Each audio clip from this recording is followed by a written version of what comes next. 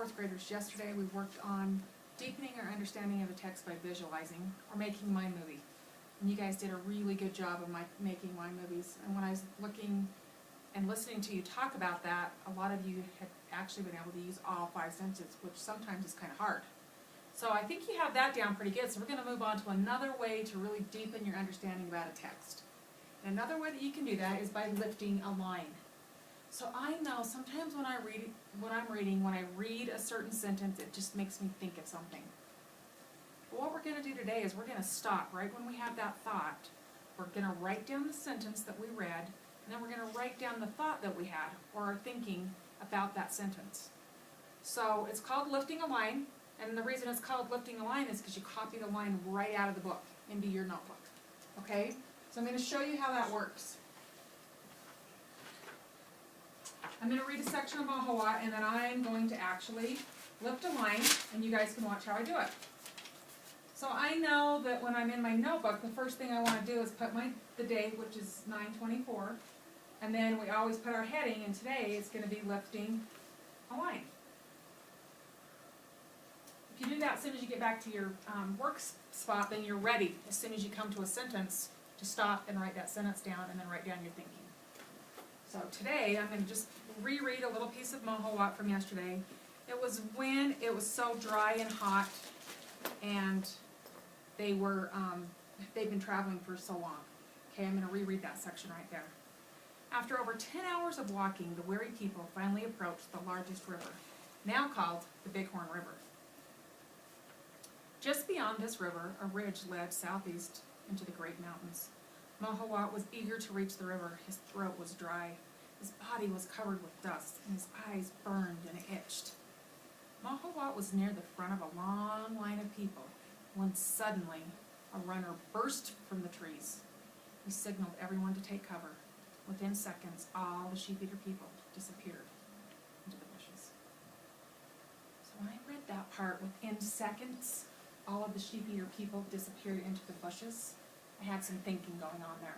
So I'm going to lift the line. Within seconds, all of the sheep-eater people disappeared into the bushes. So I just copy that word for word. Within seconds, all the sheep-eater, and that's capitalized because it's a name, people disappeared into the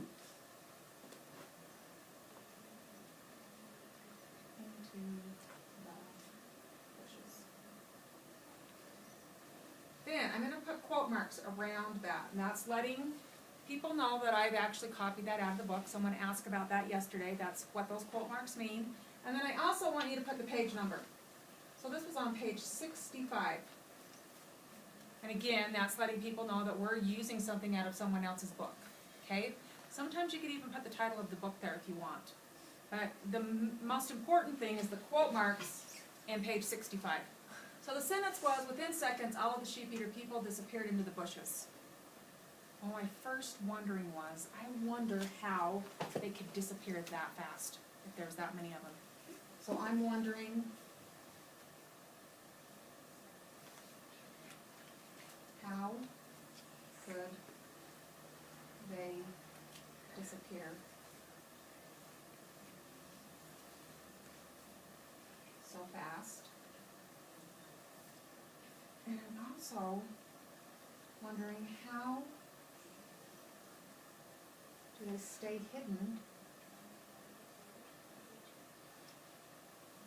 when they are so thirsty?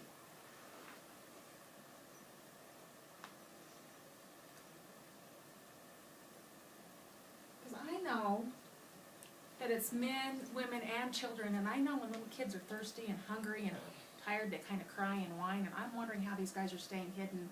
And if the kids are as thirsty as Mahawat is, how come they're not crying and making a scene? So I'm thinking, I'm thinking they're really scared, first off.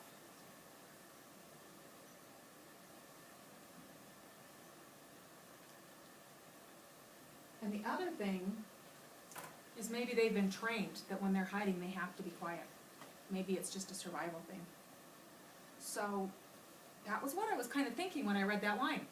First thing was, wow, how do they hide so fast? And then how do they keep all those kids hidden? And then I'm really thinking they must be really scared to hide that well. So what I did there was I lifted a line. So the steps for lifting a line are rewrite a line from the book that sparks your thinking. Put the line in quote marks and write the page number, and then write about it, how it has you thinking about the book.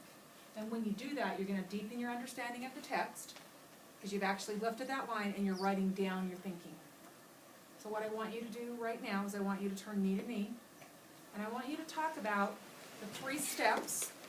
We're going to talk about the 3 steps of lifting a line and how it's going to deepen the understanding of the text. Okay? First step, partner number 1. What will the first thing be that you're going to do, partner 1? Partner 1, share. We're going to rewrite a line from the book of Good. Number 2, partner 2. What's step number 2? We should put the line in the book and write the page number so they know that it's out of the book. And then the last step, I'm 3, you're going to write about it. You're going to write how it makes you think about the book. So we know that writers can deepen their understanding of a text by lifting a line. And the whole idea about lifting a line is getting your thinking down on the paper, right when you're thinking it. Okay? So today, you're going to deepen your understanding of the text by lifting a line and writing down your thinking. Off you go.